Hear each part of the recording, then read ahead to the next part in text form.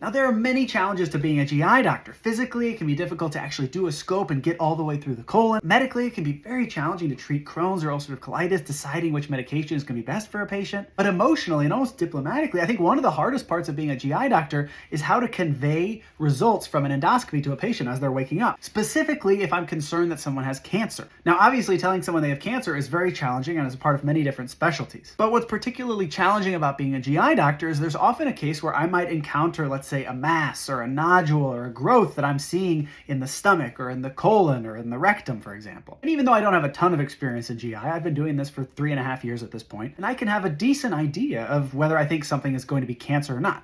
But I can't be positive. The only way you can diagnose cancer definitively is to biopsy it and then have a pathologist review that under a microscope to definitively determine, yes, this is cancer. The problem is, I don't have that information when the patient is waking up and I'm talking to them just a couple minutes after the procedure's over. It can take up to a week for the biopsy results to come back for us to know definitively whether the patient has cancer or not. But I have to give them some level of explanation of what happened during the procedure, and I have to give them an idea of something wasn't quite right. And it's a very difficult balance to not want to completely decimate their hopes or give them false hope about what this finding might be. I have to say this could be cancer. It has some features that look like cancer to me, but I don't know for sure. It might not be cancer. It might simply be an advanced polyp, for example, not cancer. Now, naturally, you can imagine the patients have tons of questions about this and they want to know if it's cancer, what do we do? And I can't really answer that. I can give some general ideas, but the problem is I don't know A, if it's cancer, or B, what kind of cancer it is. And all of that can make a big difference on what the next steps are going to be. But unfortunately, I often have to kind of leave them in the dark after that initial visit, and then they have to wait for a week before they really have a concrete answer.